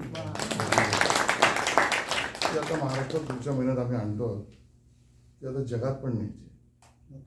पुढच्या काळात गर्जे मराठीने या बाबतीमध्ये जगातल्या मराठी माणसासमोर त्याचं प्रदर्शन, कार्यक्रम, त्याला लागून सांस्कृतिक ऐतिहासिक कार्यक्रम असं केलं तर आपल्याला आनंद होईल. आम्ही त्यात मदतनीस तनामनाधनाने उभे राहू आणि त्यामुळे ती योजनासुद्धा आपल्याला करायची आहे. एक कार्यक्रम मोठा ॲम्बिशियस आम्ही घेऊन आलेलो आहोत.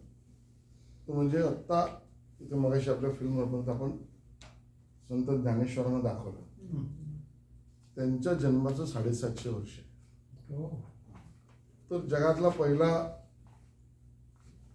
लिपी क्रिएटर कोणी असेल आमच्या दृष्टीने ज्ञानेश्वर आहे. जगातला पहिला बालसाहित्य निर्माता कोण असेल? तर संत ज्ञानेश्वर आहे. जगातला पर्यावरण प्रेमी संत कोणी असेल? तर संत ज्ञानेश्वर आहे. जगात प्राणीमात्राला सुद्धा आपल्यापेक्षा महत्त्व देऊन जगणारी पद्धती दाखवणारं संत ज्ञानेश्वर आहे. आणि म्हणून जगातला असं एक मूल्य तर यांच्याकडे आहे, ते जगासमोर गेले पाहिजे. आणि त्यामुळे सांस्कृतिक विभागाचे खूप कार्यक्रम आम्ही ठरवले, त्यातले काही इथेही करू. पण अमेरिकातल्या एखाद्या विद्यापीठामध्ये याचं अध्ययन व्हावं, व्याख्यान व्हावं आणि तो सरकारचा अधिकृत कार्यक्रम व्हावा, अशी आमची इच्छा आहे. तेव्हा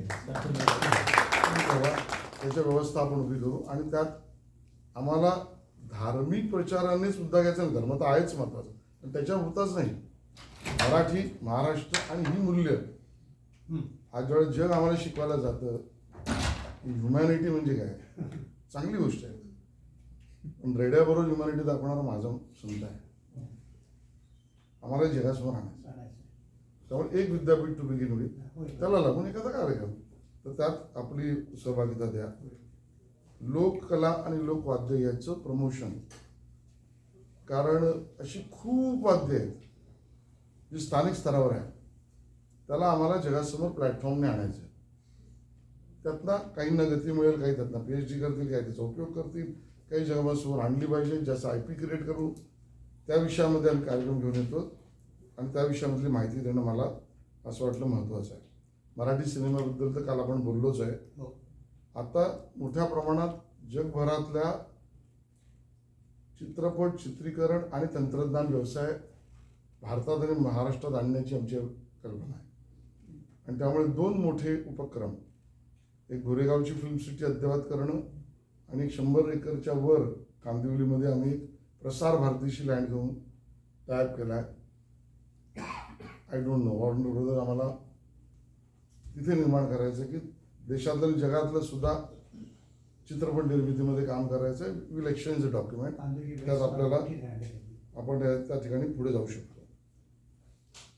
आपल्या प्रथा, परंपरा, सण, उत्सव, वारी आहे, गणेशोत्सव म्हटलं तसं वेगवेगळे जत्रोत्सवाचं एक प्लॅटफॉर्म करून तो सुद्धा डेटा आहे, त्याच्यावर काम केलं पाहिजे. ते आपण योजना बनवली, ते सुद्धा आपण त्या ठिकाणी करणं आवश्यक आहे.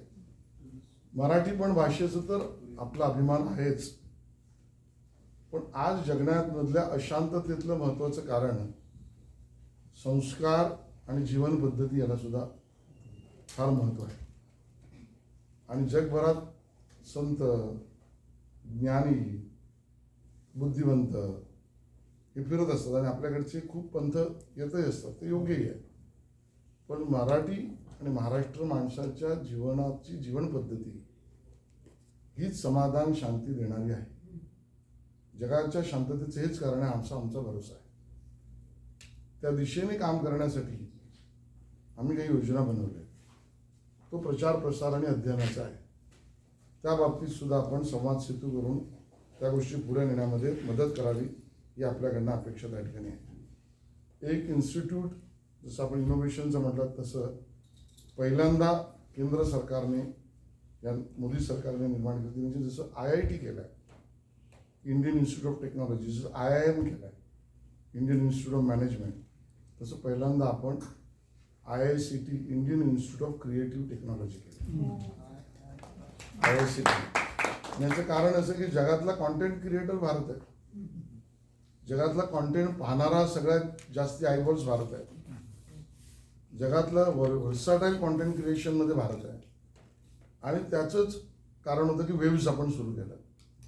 मोदीजींनी वेव्स सुरू करण्याचं कारण हेच होतं की वर्ल्ड इकॉनॉमिक फोरम दावोसला आहे, वर्ल्ड फिल्म फेस्टिवल कान्सला आहे, तो ऑडिओ व्हिज्युअल कॉन्टेंट क्रिएशनचा लीडर भारत आहे. आणि त्यामुळे वेव्स हा कदाचित बायनल कार्यक्रम समिट भारतात सुरू झाली, एक एडिशन झालं. त्या आधारावर IICT सुद्धा आहे.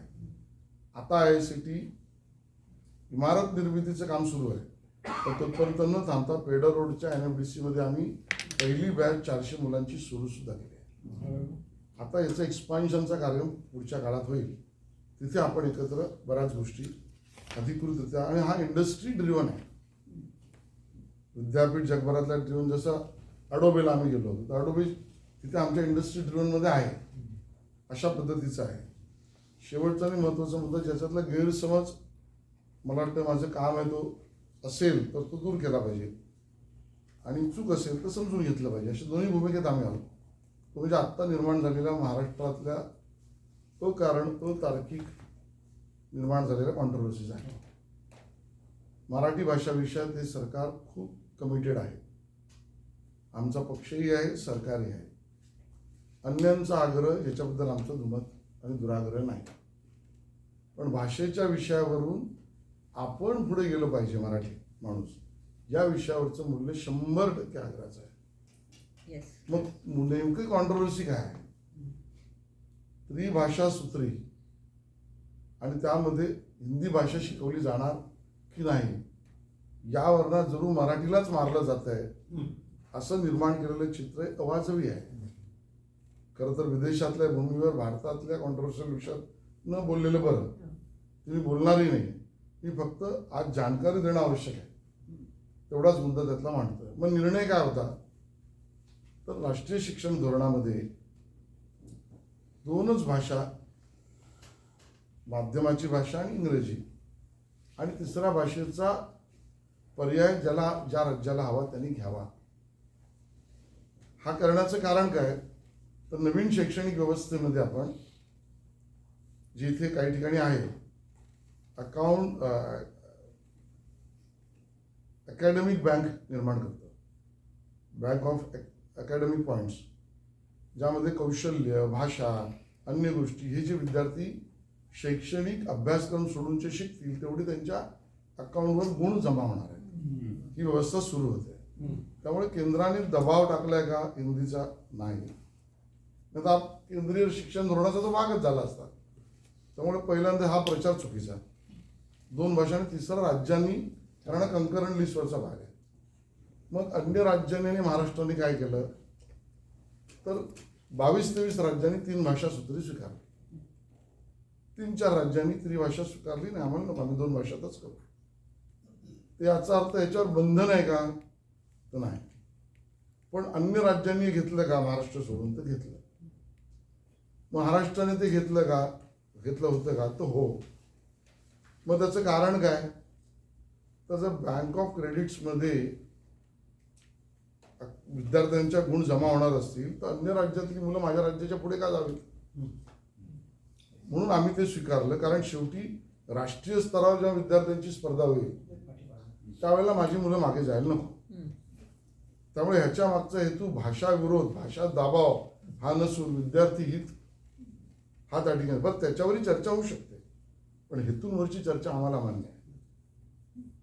त्याच्यात ज्ञान विज्ञानावर, अभ्यासक्रमावर चर्चा होऊ शकते. हेतू हा महाराष्ट्रातल्या माझ्या विद्यार्थ्यांच्या हिताच्या निमित्ताने घेतलेला आहे. आणि मग तो घेतला आहे कारण मॅन्डेट लोकांनी सरकारमध्ये तुम्ही आमचं भलं करा म्हणून आम्हाला बसवलं आहे. पण तरी सगळ्यांचं ऐकलं पाहिजे की तो हो. मग याच्यावर 3 वर्ष अभ्यास झाला आहे. सरकारने अचानक त्रिभाषा सूत्र महाराष्ट्राने ठरवल्याचं नाही. त्यात उद्धव ठाकरे मुख्यमंत्री असल्यापासून कमिट्या बनल्या आहेत, त्याच्यावरचे रिपोर्ट्स आले आहेत. त्याच्यावर माशेलकरांचा रिपोर्ट आहे आणि तो त्रिभाषाच्या आग्रहाचा आहे. आता या सगळ्यातना आमची भूमिका आणि अगोदरच्या सरकारच्या काळात असलेली भूमिका याच्यावर एकमत होऊन आपण तो निर्णय केला. मग आता 3री भाषा कुठली? तर जी शिकवू शकू, जी सहज शिकता येऊ शकेल, ज्याची व्यवस्था आणि अभ्यासक्रम आपल्याकडे आहे, आता तो निर्माण करायलाच वेळ लागेल. मग मराठी माणसाला हिंदीची लिहिणं ही जवळची आहे, बोलणं मराठी आणि हिंदी जवळचं आहे. शैक्षणिक राष्ट्रीय स्तरावरच्या स्पर्धेमध्ये इंग्रजी बरोबर हिंदीत सुद्धा परीक्षा होतात. मग नीटच्या असेल, जेईच्या असेल. आता मातृभाषेत पण खरं तर हा मोदी सरकारने टाकलेला मुद्दा आहे की मातृभाषेत शिक्षण हा NEP भाग केला. आपण अभिजात दर्जा मराठीला हे मोदी सरकारने काम केलं. त्यामुळे हा राजकीय प्रेरित जो कॅम्पेनचा भाग आहे मराठी विरोधी असण्याचं काही कारणच नाही. मग शिक्षकांची व्यवस्था अभ्यासक्रमाची आहे किंवा केंद्र सरकारच्या NCERT कडनं पुस्तकं मिळू शकतात रचना लगेच उभी राहू शकते. त्यामुळे हिंदी हा पर्याय. तिसरा भाषा आपण दिला, ठीक आहे. त्याच्यावर लोकांचं मत पडलं की बा तुम्ही एकच भाषा नका ठेवू. ती ठेवण्याचं कारण व्यवस्था आहेत म्हणून. मराठी शिक्षक हिंदी शिकवू शकतो. आपल्याला विचार करताना एकंदरीत विचार करायला लागतो. तो जिल्हा परिषदेच्या शाळेपर्यंतचा विचार करायला लागतो. शहरापुरता करून चालत नाही. मग तो आपण ती ज्याला आपण एका अर्थाने म्हणू हिंदी तिसरी भाषा ही अनिवार्य केली. म्हणजे आता ती कंपल्सरी नाही, तुमच्या चॉईसने ज्या व्यवस्था आहेत त्या 16 भाषांमधली कुठली एक अनिवार्य भाषा घ्या. आता आग्रह किंवा दुराग्रह ऐच्छिक सुद्धा हिंदी ठेवू नका असं चाललेलं आहे. आता त्याच्यावर मतमतांतर असू शकतं, तर तिसरी भाषा नकोच असाही आग्रह चालू आहे, त्याच्यावरही मतमतांतर असू शकतं. पण आज राज्यामध्ये आपण समजून घ्या की 20% विद्यार्थी आज गेल्या काही वर्षांपासून 3 भाषा शिकतातच आहेत. याचं कारण समजा मी महाराष्ट्र सरकारच्या एडेड स्कूलमध्ये जातो आणि माझी गुजराती माध्यमाची सरकारची शाळा आहे. तर गुजराती माझं माध्यम, उदाहरण गुजराती, मल्याळी, बंगाली जे घ्यायचे ते घ्या. दुसरी इंग्लिश आणि राज्याचा निर्णय मराठी कंपल्सरी केल्यामुळे तिसरी मराठी. आता अन्य माध्यमातले विद्यार्थी 3 भाषा शिकवून ते अकाउंट्समध्ये पुढे जातील क्रेडिटमध्ये. आणि माझी मुलं जी मराठी शाळेत आहेत ती त्याची मराठी अनिवार्य आणि त्याची माध्यम म्हणून ती एकच झाली आणि इंग्लिश. आणि काही लोकांचा दुराग्रह की तिसरी नकोच म्हणून ती 2च शिकतील. यातला हा समतोल कशासाठी? बरं पहिलीपासून नको असू शकतो, पण मग ही मुलं शिकतातच आहे की 20% पहिलीपासून. ती काही मानसिक दडपणात, खरं तर वैज्ञानिक उत्तर त्यातली दिलेलीच आहेत, पण तरी असा काही भाग नाही. शिकणारी मुलं एकाच शहरात एकाच गावात वेगळ्या शाळेमध्ये 3 भाषा 2 भाषा शिकतायत. परत तेही सरकारी जाऊ द्या. IB, CBSE, ICSE, कॅम्ब्रिज या ज्या राष्ट्रीय स्तरावरच्या शाळा राज्यात चालू आहेत त्याही 3 भाषा शिकवत आहेत. मग 70-80% माझ्या मराठी किंवा महाराष्ट्रातल्या मुलांना ऐच्छिक सुद्धा कुठलीही भाषा नको, त्यात हिंदी नकोच. ही काही सर्वंकष भूमिका आहे का? हा चर्चेचा मुद्दा आहे. म्हणून मी फॅक्ट फक्त मांडले. यात मराठीचा विरोध कुठलाच नाही. मराठीच अनिवार्य राज्यात. मराठी कमी करण्याचा भागच नाही. हा केवळ विद्यार्थी विकास कार्यक्रमामध्ये तिसरी भाषा ऐच्छिक असावी का, त्या कुठल्या असावी, त्यात हिंदी असावी का नाही. तर अन्य राज्यात कुठे असं धादांत खोटं काही लोक बोलतात. गुजरातमध्ये कुठे विद्यार्थी गुजरातात त्यांनी संस्कृत घेतलंय, तो तर राज्याचा अधिकार आहे. जसं सुरुवातीला म्हटलं त्याचा राज्याचा अधिकार आहे. कोणी संस्कृत घेतलंय, कोणी अजून काय घेतलंय. पण ज्यांना विरोध करायचा आहे त्या पॉलिटिकली आम्ही संस्कृत घेतलं असतं तरी हे म्हणालेच असतं की यांना बघा चातुर्वर्ण आणायचंच आहे म्हणून संस्कृत लागताय, यांना अभिजनांची हवी, बहुजनांची नको वगैरे. त्यामुळे तो मुद्दा राजकीय आहे. मला गरजे मराठीमध्ये स्पष्टता एवढी जाण्याची आहे, कुठल्याही राजकीय भाषेत कोणावरही टीका टिप्पणी न करता हा प्युअरली अकॅडमिक भाग आहे. हा मराठी विरोधी नाही. अनिवार्यता मराठीचीच आहे. आणि 3 भाषा सूत्रीय राज्याने घेतलेला निर्णय हा कुठलाही भाषा मारण्याचा नाही, किंबहुना असमतोल दूर करणार आहे. मला असं वाटतं की ह्या चर्चेतून शेवटला गरजे मराठीचा फोरम याचा कायमस्वरूपी तुमच्या रचनेतनं महाराष्ट्रात कोणी येईल त्यालाही स्वागतमूल्य देणारा एखादा डेस्क आपण निर्माण करावं. या दिशेने आपण फक्त गरजे मराठी लीडर पण बाकी सगळ्या संस्थांशी आपण करू आणि लांबलेली चर्चा थांबवू. धन्यवाद.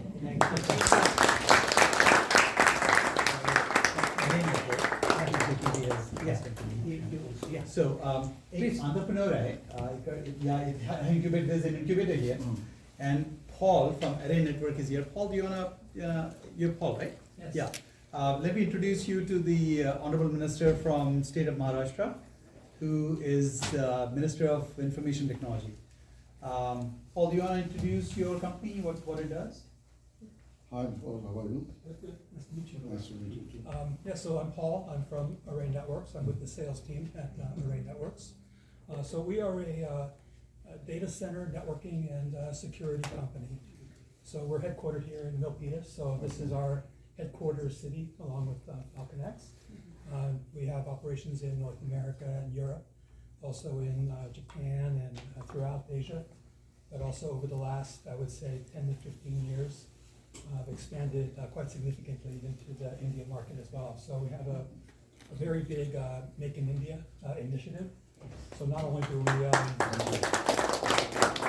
we have a manufacturing here and engineering and technology development here, we also have a very big development team manufacturing in India as well. Which state are you in? Which city? So Because you should be in Bombay. You should be in Maharashtra. I got a little bit of trouble last. That's okay.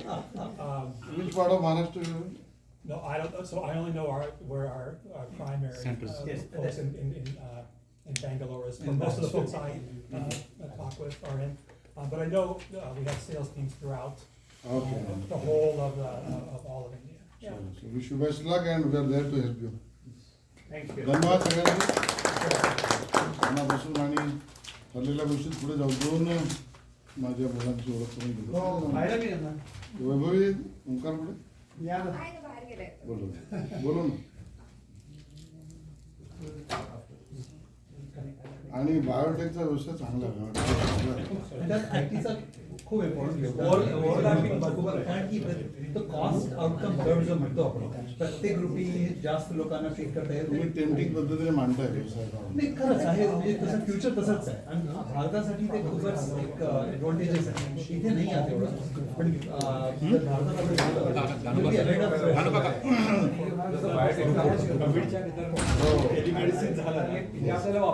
जर ओंकार शेलार आणि आता तो इथेच आहे बी एरियामध्ये. Masters त्याने कोलंबियाला करून मध्ये डिझाईन इंजिनियर आहे.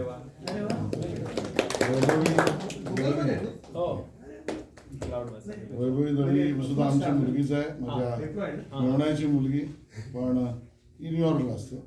ती मास्टर्स चालू आहे. MBA चालू आहे आणि पण ती नोकरी सुद्धा इंटर्नशिप करते न्यूयॉर्कमध्ये फायनान्स. गुगलमध्ये जर नोव्हेंबरमध्ये गिव्हिंग वीक असतो तो यावर्षी तुझे $400 आम्हाला आले पाहिजे.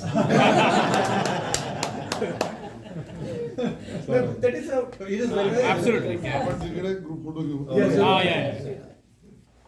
ताबडतोब $400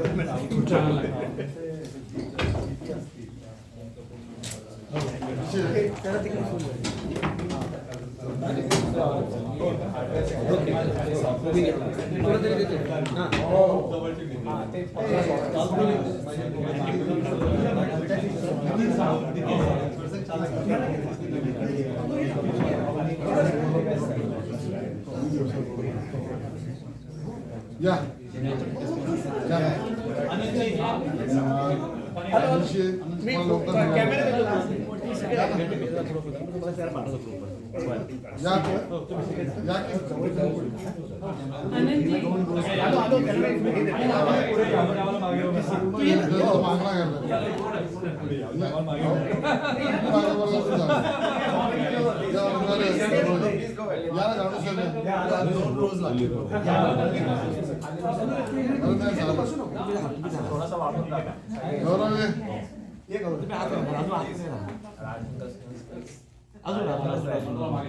अरे एका एक कॅमेरा स्टँड पण आहे आपल्याकडे. 1 2 3 थँक्यू. जय महाराष्ट्र. जय महाराष्ट्र.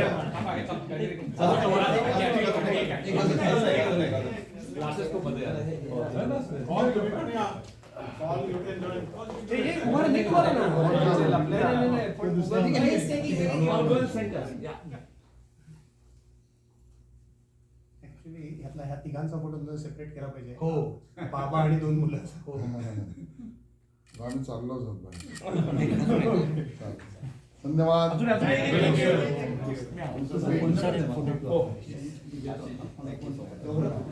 आपल्याला नंतर एकदा भेटून सगळं strategy ठरवायला लागेल. सरांनी सांगितलं आपल्याला बसायला online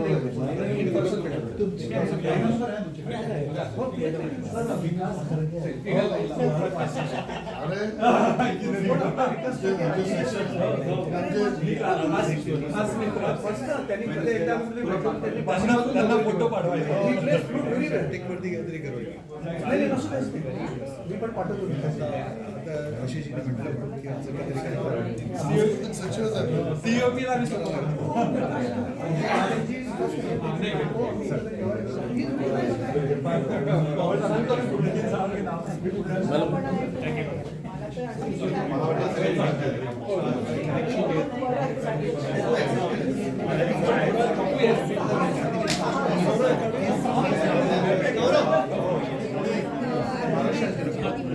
That's going to be a big part.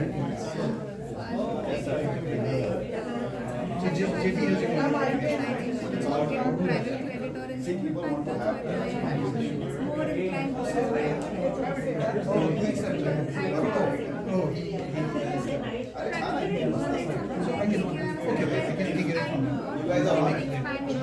good job. Of course, take care.